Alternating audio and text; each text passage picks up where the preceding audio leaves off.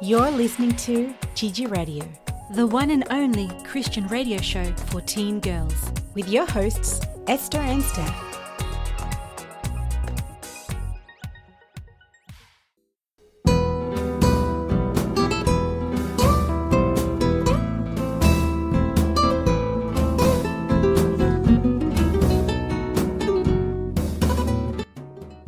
Here she was in beautiful Barcelona for her Uncle Alex's wedding, and she was depressed. She felt awful lying to her parents whenever they called. She always said that they were both having a ball. Oh man, if their mum found out that Kiki was spending all her time with a guy she didn't even know, she would chuck a fit. They weren't allowed to have boyfriends, let alone a foreign one Kiki had met only a week ago. Emily's phone beeped, indicating that a message had come through. Quickly, she dug it out of her satchel, flipped open her phone and read it. Emmy, I won't make it to dinner tonight. Chris and I are still sightseeing. He'll call Uncle Alex to let him know. Hugs and kisses, Kay. Her heart sank. Then her blood boiled with anger. How dare she do that? Sophie and Giselle had just arrived into the country and Kiki was giving them the flick like they were cockroaches. Ugh. She slammed the phone shut and threw it into her bag. She didn't want to reply just yet. She might say something she would regret later. Hey, Em, where's Kiki? Sophie asked as she placed one of her Louis Vuitton suitcases in the boot of the four-wheel drive. Yeah, Giselle said, looking around. I thought she'd be here to pick us up. Emily groaned and rolled her eyes. She's met this loser guy that doesn't leave her alone. And they spent every minute together, Esmeralda added as she got into the driver's seat. She said she's in love. Emily slammed the door shut with full force as she plopped herself next to Sophie. Hey, Em, careful, Esmeralda exclaimed. You're going to ruin my dad's car. Sorry, Ez. It just makes me so mad that Kiki is making a fool of herself. I don't trust this guy. He's a sleaze. Are you sure you're not just jealous? Giselle asked, buckling her seatbelt securely in place. What? No way, Em said, her face flushing. Silva, who was sitting in the front next to Esmeralda, piped up as she turned to look at her three cousins. Well, she is your triplet sister, and you did have plans of things you were going to do, but... No, that's not it, Emily interrupted. Think about it, Em, Silva continued. You haven't done any of the things since this guy came along. Emily frowned, considering the possibility, and then shook her dark curls. No, that's not it at all, she said, taking out her phone and scrolling through it. Look, I took a photo of him during the wedding rehearsal yesterday, because I totally saw him checking out one of the bridesmaids. You know the really tall one with the black hair? Raquel, Esmeralda offered. Yeah, her. See this pic? Emily passed the phone to Sophie and Giselle. Oh, he's cute, Sophie giggled. Oh, he looks beautiful, Giselle gushed as she grabbed the phone for a closer look. Oh yeah, definitely perfect. You guys, stop that. Emily snatched her phone back and shoved it into her satchel. I'm serious. He was checking her out. Sorry to burst your bubble, Em, said Giselle, but in that picture, you can't see him looking at anyone. Giselle touched her cousin's arm in sympathy. Esmeralda looked at her through the rearview mirror. Sorry, Em. I know you think he's a bad person and everything. Her voice trailed off. Are you sure you didn't take that photo just to be looking at him? Sophie laughed and everyone followed suit, except for Emily, who scowled and glared at her cousins. I love you guys to bits, but sometimes I could just strangle you. They only laughed the more. She looked out the car window, oblivious to the scenery rolling by, and sighed. Was Silva right? Was she just jealous because her sister was spending all her time with this cute guy? Triplets are supposed to have a close connection, she thought. Maybe she did miss her sister too much. She had to admit she was disappointed that they hadn't done anything they'd planned together. Nevertheless, something about this guy really bugged her, and she just couldn't place it. Oh man, I really need to vent, she thought. She wished her best friend Taylor was close by so they could chat. I have to send her a long email tonight, just to tell her everything, Emily decided. Taylor always had great advice. Here she was in beautiful Barcelona for her Uncle Alex's wedding, and she was depressed. Also, she felt awful lying to her parents whenever they called. She always said that they were both having a ball. Man, if their mum found out that Kiki was spending all her time with a guy she didn't know, she would chuck a fit. They weren't allowed to have boyfriends, let alone foreign ones she had only met a week ago. And was this guy even a Christian? He never mentioned God, and a few days ago when they prayed before a meal, Emily had opened one eye and caught him glancing around the room looking bored. No respect at all, she mumbled under her breath. The laughter of her cousins broke the spell of her thoughts and brought her back to reality. They had driven through her uncle's front gates already? The drive back had definitely felt faster due to the fun and noisy ride it had been. Hola Giselle, Sophie, Uncle Alex greeted them.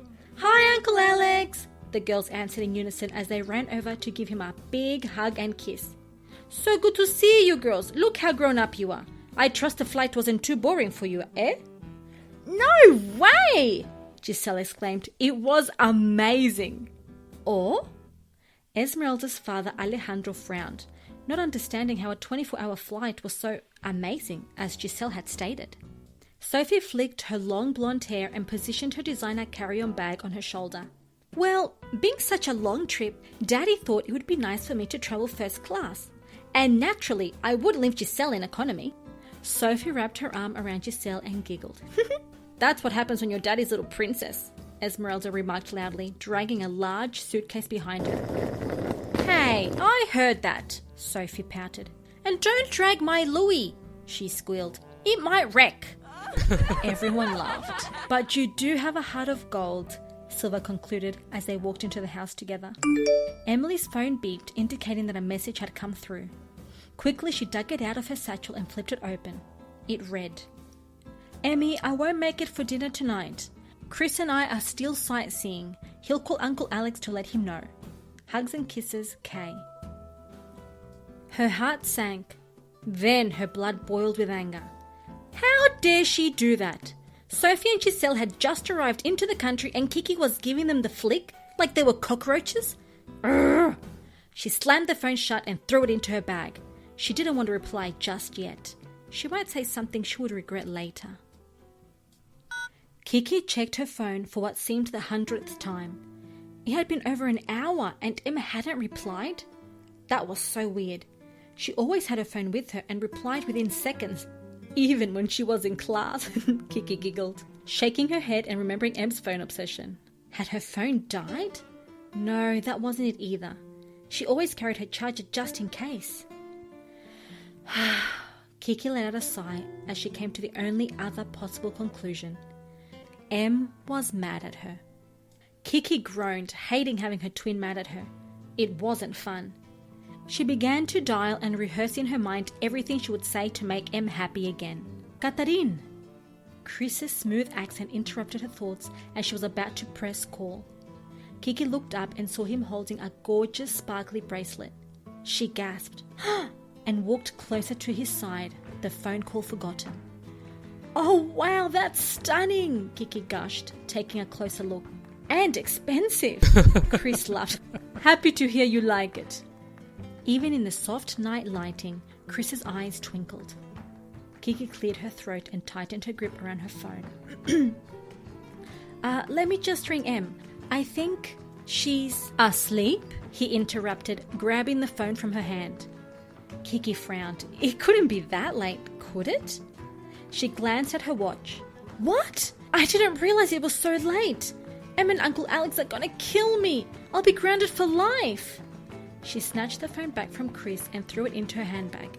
Seriously, Chris, we need to go now.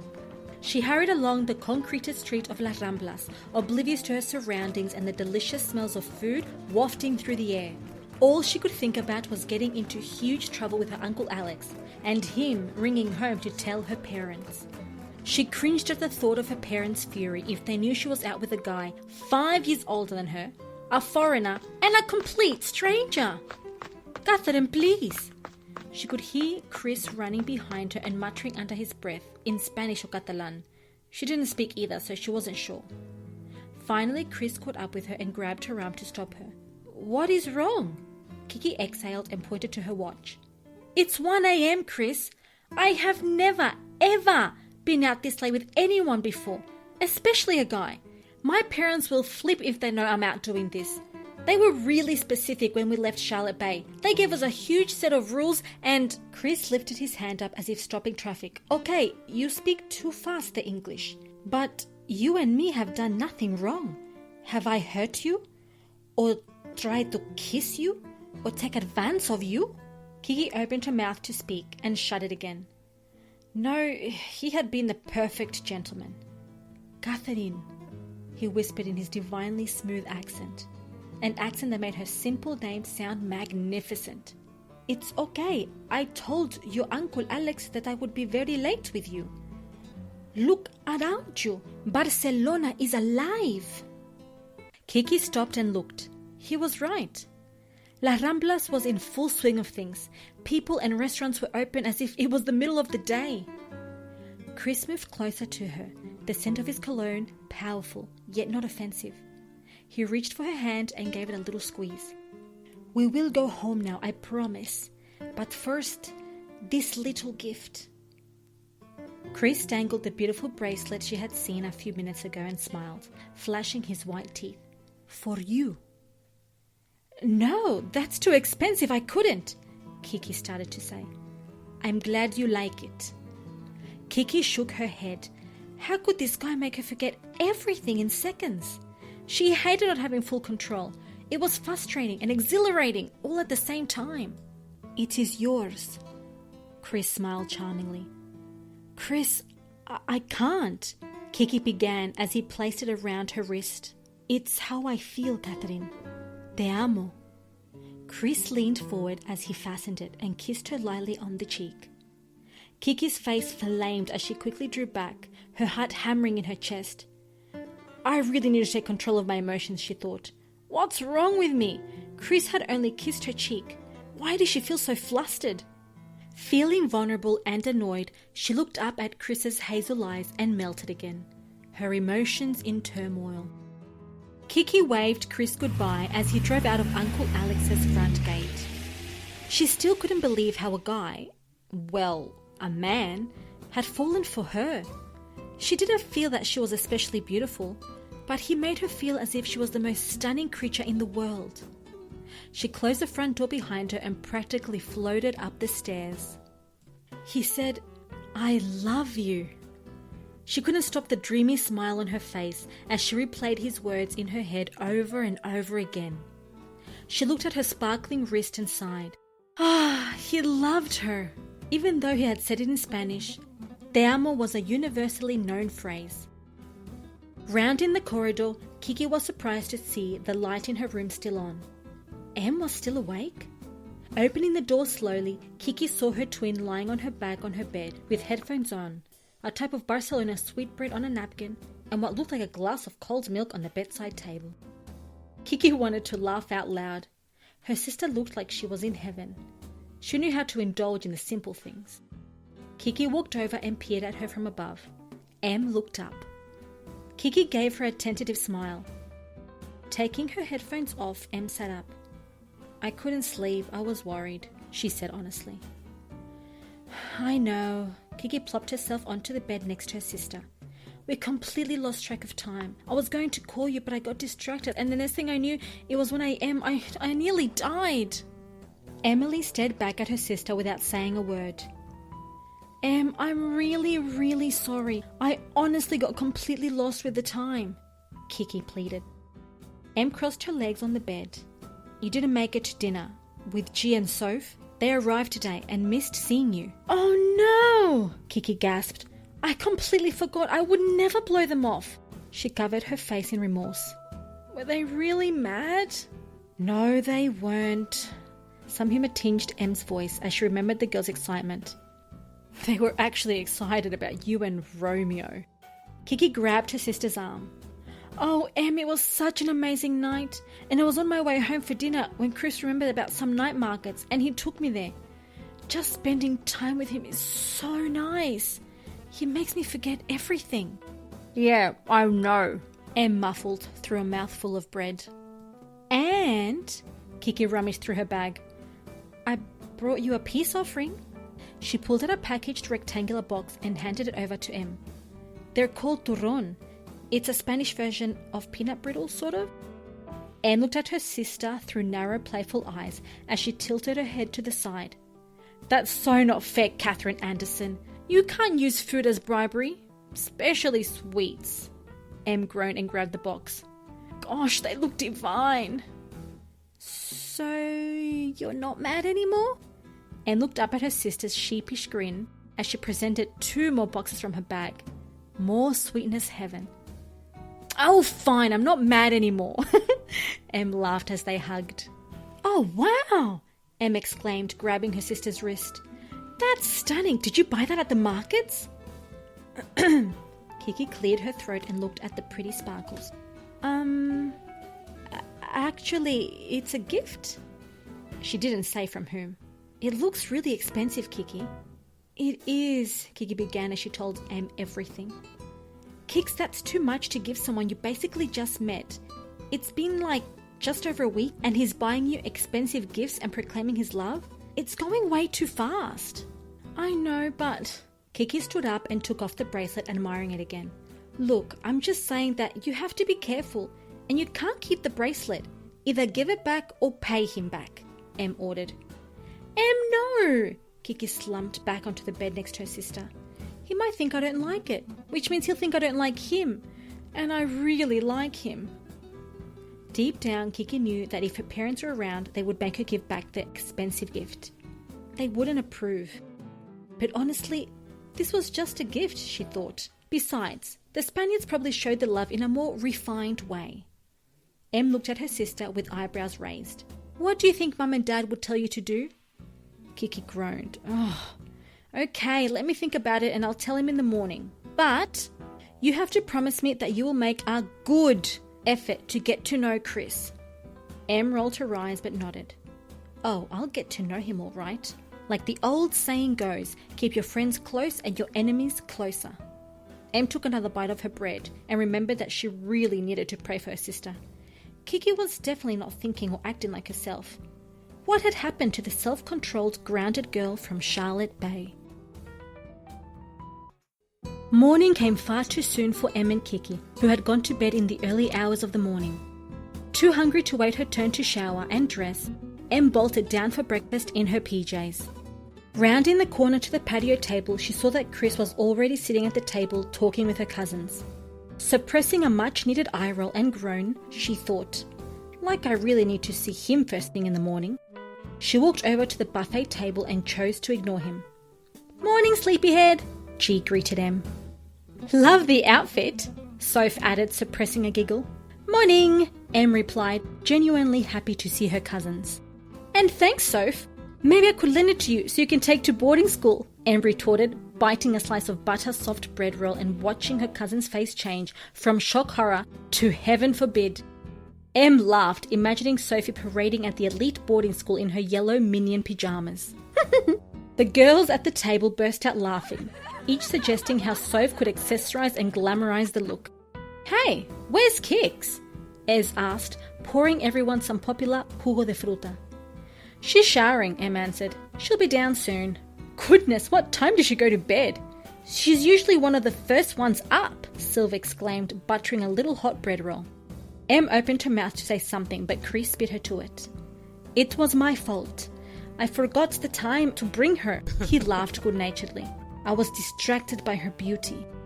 The cousin sighed, and Em choked.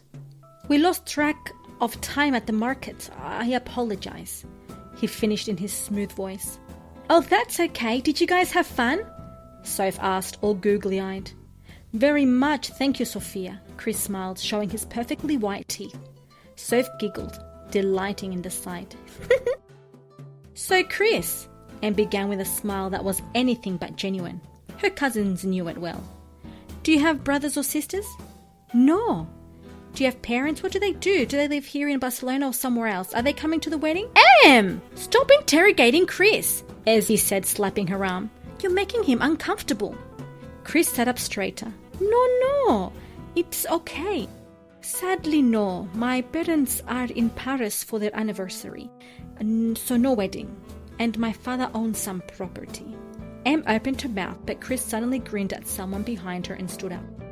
Em turned to see Kiki walking towards them with a wide grin of her own. Te ves preciosa, he whispered, giving Kiki a quick kiss on the cheek. Kiki giggled. I hope that means something nice. It does, Ez piped up, playing with her unruly curls.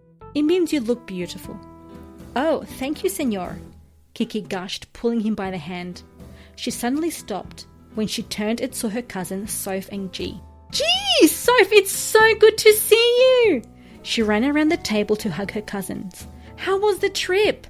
She asked as she sat down in the chair Chris had pulled out for her and began on the fruit salad he had brought her. First class, literally, G squealed. Daddy spoiled us, Soph began and took another sip of juice. The whole trip was... Suddenly she stopped mid-sentence. Oh, which reminds me, Daddy sends his love and so does Auntie Yasmin and Uncle Cameron. They miss you guys like crazy. Josh and Mick said to make sure you buy them cool souvenirs and... Soph paused while she tried to remember anything else. The twins giggled. Of course they would, they exclaimed in unison. Josh and Mick are our brothers, Kiki began explaining to Chris. Josh is our triplet and Mick is older. Chris grabbed her arm. I know, mi amor. You told me yesterday. The cousins looked at each other in shock. Mi amor? Ez mouthed. My love? Since when was their relationship so serious? Em rolled her eyes and looked ready to lose it. Soph interrupted before anything nasty could happen. Oh yeah, also, Soph continued, looking a little sheepish and talking faster than usual. Pastor Wilson wanted me to pass on his thanks and appreciation for accepting the church fundraiser department this year. Did I tell you the plain food was amazing? Hold up. The what? Ez interrupted. Thank us? Sylv questioned. Fundraiser? The twins chorused. What did you do, Soph? She asked between tightened teeth. All eyes bored into Soph, clearly demanding an explanation. Well, it's just that. Just before coming, Pastor Wilson asked if I'd like to be in charge of the fundraising department, and... She swallowed. Well, I couldn't say no. How can you possibly say no to a pastor? Soph, Sylv began softly. We're happy for you. We know you like to help, but why is he thanking us? Soph bit her bottom lip and continued. Well, she exhaled. When I accepted, it was all okay. But then he rang me and gave me the names of the other fundraiser team members he was thinking of asking. And well, they're all old and living in the retirement village. Literally! Soph looked at her cousins who clearly needed more explanation. I asked him if it was okay with me picking my own team, and he asked who, and I said I had already asked my cousins who loved the idea? Soph looked up with guilt written all over her face. Soph, how could you do this to us? She began adjusting her glasses. They have at least 2 or 3 fundraisers a year. 4, actually, Soph corrected. 4? The girls clamoured in unison, each giving their reasons why they couldn't help her. Words and voices tumbled over each other into a pile of noise. Guys, please! Sorry, please forgive me, Sophie pleaded. I'm in my final year of school, Soph, Ez exploded. Plus, I have to hand in my entry assessment to see if I can get a scholarship for the Music Institute. Just thinking about it reminded her of the pressure she had ahead of her. If I don't get in, I have to do my mum's alternative. And can you see me in a suit? She tossed her wild long curls and crossed her arms, fire burning through her body. Sylv reached out and patted her arm. Ez tried to smile. It really wasn't Sylv's fault. Soph, I'm in the youth department already, Kiki began. That's a lot of work to do each week.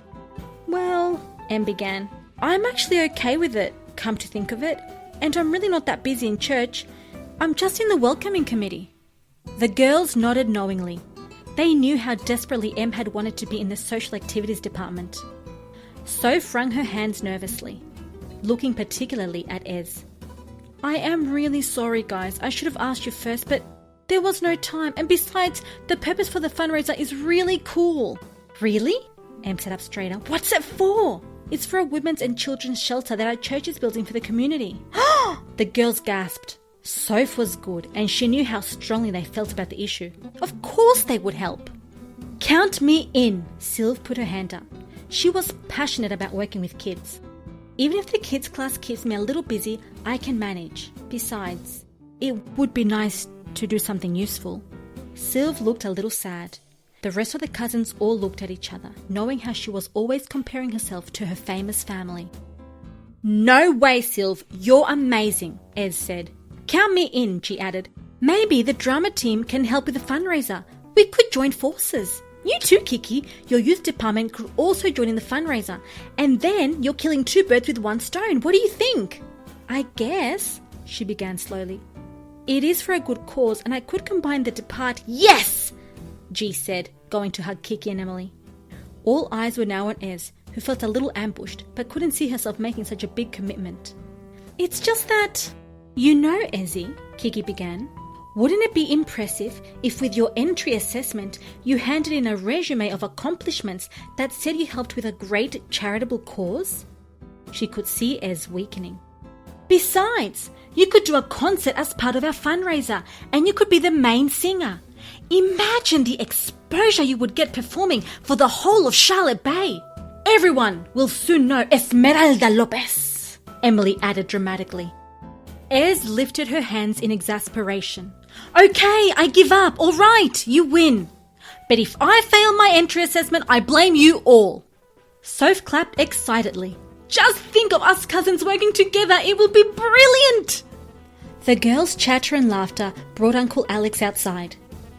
"I'm so glad to see you all awake and happy," he said with a slight laugh as he looked at Emily's attire. "I have special news." "Are we going shopping?" Soph asked hopefully. "To the markets?"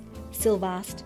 "Visiting a chocolate and sweet pastry bakehouse?" Emily concluded as Uncle Alex threw up his hands in defeat. Girls, por favor, let me finish," he laughed. "As you know, the wedding is only 5 days away, and the venue is a little far to make it just the day before. So," he paused dramatically, looking at each girl. "Daddy," Ez said impatiently. "So the wedding party will be leaving a little after midday today to stay at the beautiful winery estate in Oyer del Masavilla." At the news, the girls jumped up squealing and hugged Uncle Alex. "I'm off to shower," Emily bolted indoors. "I have to pack," Ez and Sylve said in unison. "We haven't unpacked," Soph said laughingly and looked at G. "We're free." The chaos of those few hours went by in a blur, and soon the girls were stuffing their luggages and bags in the 4-wheel drive. All except Kiki, who was putting her things into Chris's car. They were going to his apartment to pick up some of his things and then drive to the villa from there. Not too happy about the arrangement, Em decided she would go with them. Yes, that was it. After all, three's a crowd, right? Grabbing her satchel out from the 4-wheel drive, Emily headed to Chris and Kiki. But with a screech of tires and a whirlwind of dust, Chris was off. Em's mouth hung wide open. "Oh no, he didn't." "Did he?" Chris looked at her from the rearview mirror and waved goodbye. Em shook her head and said a little prayer in her mind for her sister. This was not good. Not good at all.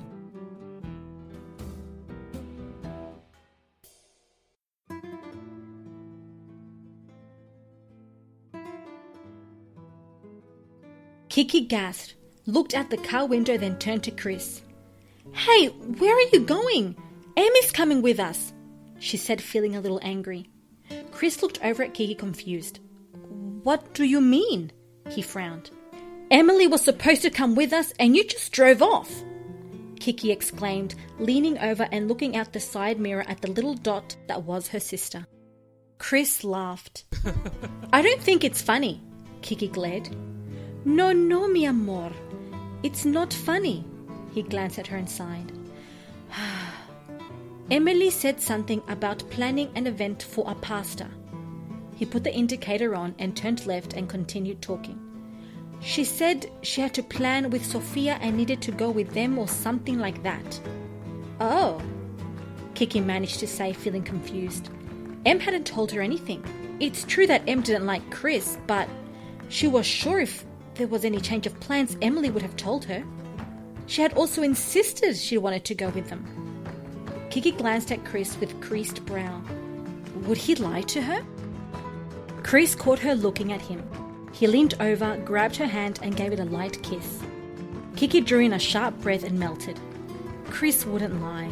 There was absolutely no reason. Plus, Em was really excited about the fundraiser. And knowing Em, she would already be writing every detail in notes on her iPhone. "I love this song," Chris said, turning the volume up. He began singing along to the music. Kiki exhaled, leaned into her leather seat and began to relax as she listened to the Spanish music. It sounded so smooth and romantic. Well, at least the tune did, but she really had no idea what the lyrics meant. The happy sound of music was rudely interrupted by the sudden beep of Chris blasting his horn at the driver that had cut them off. A string of angry words followed along with strange hand gestures. Kiki's eyes widened. She didn't know Spanish, but she could tell that Chris was swearing. "Imbecile!" Chris finished in English, and he beeped again, swerving angrily past a little blue car. "They cause accidents like that." He kept on muttering under his breath in Spanish, his handsome face distorted. Kiki swallowed. She'd never seen Chris angry before, and she'd never heard him swear or think he'd use rude hand gestures. Is he even a Christian? She heard Emily's voice echo in her mind. Kiki took a deep breath. "So, Chris," she began, trying to act natural, "what church do you attend?" Chris didn't answer straight away. He kept his eyes focused intently on the road. Finally he spoke. "I believe that church can be restricting." He stopped at the red light and looked at Kiki. "The universe wants us to do good and be good to everything and everyone. I don't oppose to any beliefs."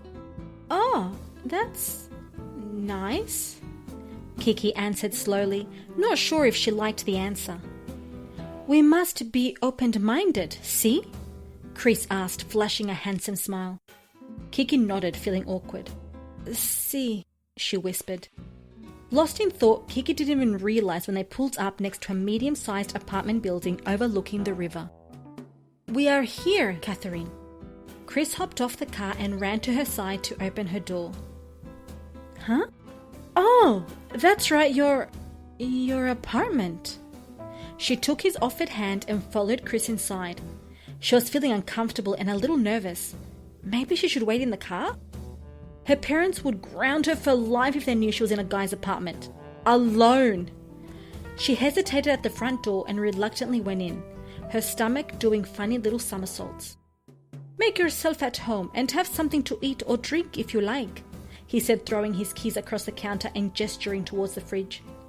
"I am going to have a quick shower." He disappeared into what she assumed was his bedroom. Thanks," Kiki answered, looking around. He didn't have much in the apartment and he seemed clean. There were no rude posters or magazines anywhere. Maybe he was a nice guy after all. She smiled and shook her head. She had overreacted before and she felt silly. Feeling more relaxed, Kiki walked over to the fridge to get a drink of water. Opening the fridge, Kiki was surprised to find a few bottles of wine. She didn't drink. She'd assumed he didn't either. Closing the door quickly, she decided to watch something. Heading to the living room, she started to flip through the channels, but she didn't understand anything, so she just turned it off. Standing up, not knowing what else to do, she went in search of her phone. Maybe if she texted Em, she'd feel better. What? Her phone was dead? But she always charged her phone. Remembering the night before, she realized she'd gone straight to bed after getting home late with Chris, and then she'd talked to Em, completely forgetting to charge her phone. "Oh, great," she muttered. "Is everything all right, Catherine?" she heard Chris ask. She turned around and opened her mouth to speak, but her words stuck in her throat as she saw Chris standing there shirtless and wearing just pants. Her eyes ran along his body and she swallowed a few times, her face burnt with shame. Seeing how uncomfortable she was, Chris laughed. "Don't be shy, mi amor. It's just that I am very confused." He ran his hand along her arm. Her skin prickled. "I have 3 suits for the wedding, but I'm not sure which would be appropriate. Could you help me?" His caramel eyes softened and he looked at her. Kiki mumbled, feeling out of control. Why was a shirtless guy making her feel so clumsy? She felt silly. After all, she was 17. "Thank you, mi amor." He smiled and moved towards his room, gesturing for her to follow. Kiki stood at the door, not daring to go further. "See, I have this pinstripe. Navy?" or midnight black suit, but... He shrugged, pointing into his wardrobe. Kiki couldn't see from where she stood. Slowly, she inched herself closer to the open doors of the wardrobe. Oh, he smells good, Kiki thought to herself as she came close to him. She shook her head. Stop it! She bit her bottom lip. I think the dark navy is actually really nice, and the colour is deep and rich and... Kiki stopped mid-sentence as she felt Chris move very, very close behind her. Feeling flustered, she tried to move to the side, but that only made her bump into him. Grabbing both her hands, Chris smiled sweetly. Gracias. His voice deepened. Eres linda y encantadora. He leaned down and kissed her. Kiki gasped. She wanted to fight him, but she couldn't. Fire rushed through her body and her knees weakened. Chris pulled her closer as she unclenched her fist. She couldn't breathe, she couldn't think. Her head felt heavy and foggy. She leaned closer to Chris, starting to sink into the moment. Chris's kisses got more demanding, and his hands started to move away from her hands and onto other areas of her body. Kiki stiffened. She felt strange, and a sudden fear took over. This didn't feel right. She broke away from his kiss and started to push him away. Chris's arms tightened, not wanting to let her go. Chris, stop! She cried, pushing him away with all her might. What is the problem, Catherine? He pulled back, confusion on his face. I can't do this. It doesn't feel right, Kiki said, feeling very nervous and vulnerable. She crossed her arms tightly across her chest. Catherine, Chris whispered as he reached for a strand of her hair, his voice smooth and inviting. This is amor, he whispered, leaning towards her again. Love? Kiki frowned. Wasn't love supposed to feel safe and beautiful? This didn't feel like any of those things. I don't feel safe. I don't want to do this, she said, walking out of his room. Chris followed close behind her. This? You call it this? This is called love, he snarled. Kiki's eyes widened and her mouth went dry. In a few strides, he was at the fridge. He took an open bottle of wine and showed her. You are nervous, mi amor. Here. He grabbed a glass and poured red liquid into it. This will make you relax. He extended the glass to her. I don't drink. Kiki turned her face away. Chris slammed the wine bottle on the counter. You don't know what you're missing, Catherine. He moved towards her. Kiki stepped back, not knowing what to expect. The romantic dream was suddenly turning into a nightmare. Chris stood inches from her face. His eyes bore into her. Kiki looked away. You flirt with me and you lead me on. And now you don't want me? He growled. Kiki swallowed. We should leave now, she managed to say calmly, although inside she was screaming. We don't have to leave today, Catherine. We can leave in the morning. Chris grabbed her arm and pulled her towards him, kissing her again. Stop! Chris, stop! Kiki's anger exploded and she slapped him across the face. The hollow sound echoed in the apartment and he froze. The eyes that had made her melt a few days ago now terrified her. Fury and other emotions flashed through them. Kiki took a step back, her heart hammering in her chest. I want to go, she mumbled. Chris's eyes flickered as he snapped out of the shock of the slap. How dare you slap me! He shouted, breaking into Spanish before continuing in English. What is wrong with you? He shouted as he touched his red cheek. You come out with me, stay out late with me, you accept my expensive gift, and now you say no? What did you think all that meant? Kiki blushed and mumbled something unintelligent. She felt humiliated, pathetic, scared and angry. What could she say? He was right.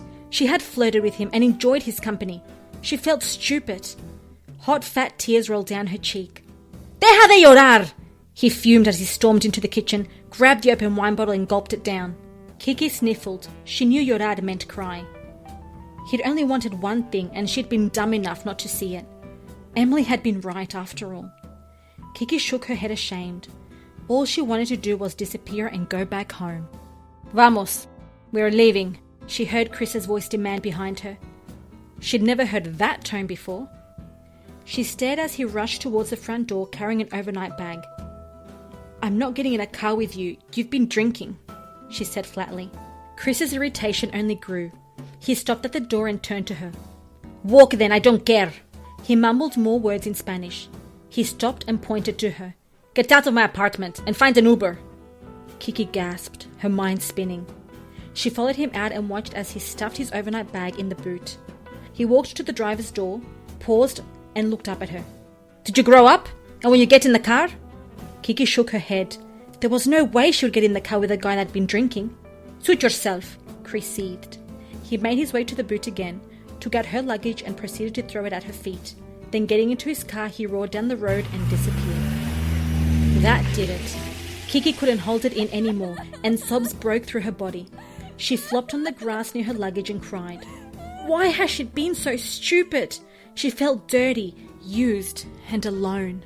She had no phone, and there was no way she could get in touch with her cousins. She was trapped and all alone in a foreign country. Not knowing what else to do, she remembered God. She closed her eyes briefly and did a quick prayer for what seemed like the first time in a week since she'd met Chris. "Oh God, please help me," she sobbed. She didn't know what else to say. Would God even listen to her now? She cleared her throat. "I know I've made a mess, and I'm so sorry. I've pushed you away, but please help me." "Kiki?" Lifting up her head, Kiki almost felt like crying again. It was her twin and her cousins. But how? "Oh, thank you, God," she whispered as she ran and hugged her sister while she cried. The cousins came behind and all did a group hug. "What happened? Why are you crying? I'll kill him. Where is he?" Kiki could only laugh and cry some more at all the questions and concern. Oh, how she loved her family, and oh, how she loved God. "I'm okay," she began through sniffles. But how are you here? How did you know?" "Well," Emily began, "I was really worried and angry when that sleazebag didn't wait for me," Emily said with venom in her voice. "And I completely freaked out when you didn't pick up your phone." "My phone's flat, but wait, what?" Kiki stared at her sister. "So you didn't tell Chris that you wanted to go with Soph and plan the fundraiser?" Kiki asked, feeling more betrayed and sick. "No way!" Emily said, giving Kiki another hug. "We all got really worried," Silver said as she too got tears in her eyes. "Sweet Silver, always the sweetest one of the bunch." "It's okay, Silv," Ezzy said, giving her a hug. "She's with us and she's safe." Kiki genuinely smiled for the first time that day. Ezzy was always protective of her youngest cousin and always said Silver was a little sister she wished she had. "Come on, I know where we are and there's a little place by the water we can sit, chat and snack if anyone's hungry," Ezzy said. Everyone looked at Em with a snack remark and laughed. "Oh, come on," Em said, grabbing Kiki by the arm, while Giselle and Sophie took Kiki's luggage. "You know I eat when I'm stressed." "Yeah, and happy, sad, depressed, angry and excited," Giselle said. They all laughed and headed to the Jeep. That night at the villa, the girls decided to eat dinner with Kiki and Em in their room. They didn't want anyone to find out what happened, and Kiki wasn't ready to see Chris just yet. Finally, when everyone had gone to bed, Kiki and Emily stayed up chatting. "Kix, we were all so worried." Emily sat up straighter. "You know, I felt something, and I knew we had to find where that rat had taken you. It was like God was telling us to go and get you." Emily's voice broke, and Kiki could see that her anger was disappearing, changing to worry. "I'm so sorry, Em. I should have listened, but I was living a fairy tale." Kiki played with the string of her pyjama top. "I just couldn't believe that a handsome guy, older guy, was paying attention to me. I felt beautiful for the first time and I felt important and unique." Emily took a deep breath and nodded. "I know. I'm sorry too. I didn't want you to get hurt, ever. And I even wondered if maybe I was jealous like the girls said, but I wasn't." "I know," Kiki said. "But Em, you can't tell Mum or Dad. Not even the boys. They'd have a fit and I'd be so grounded." Emily looked at Kiki. "It's not my story to tell, Kix. It's yours. I won't say anything, but you have to tell them. When we get back, we both have to take our punishments, since I covered for you. Deal?" Kiki hated knowing Emily was right, but she also knew the guilt would eat her alive and she'd never be able to hide it very long from her parents. She sighed. "Okay, deal."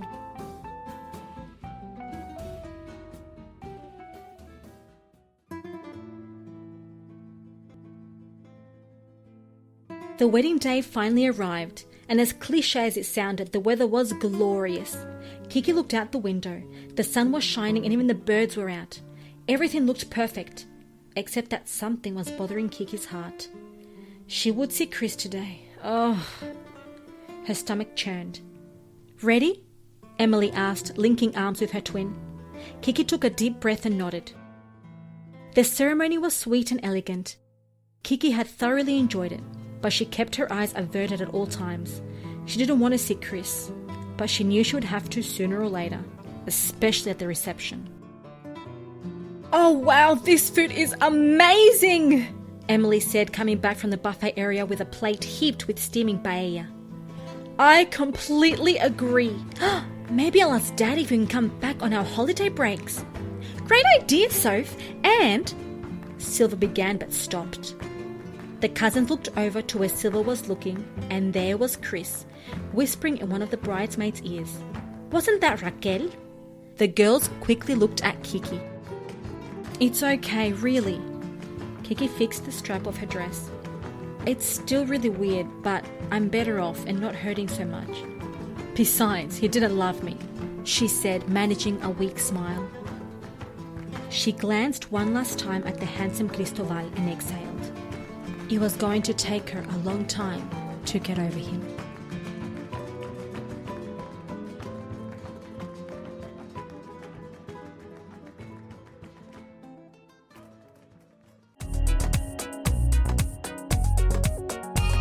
This has been Gigi Radio signing out.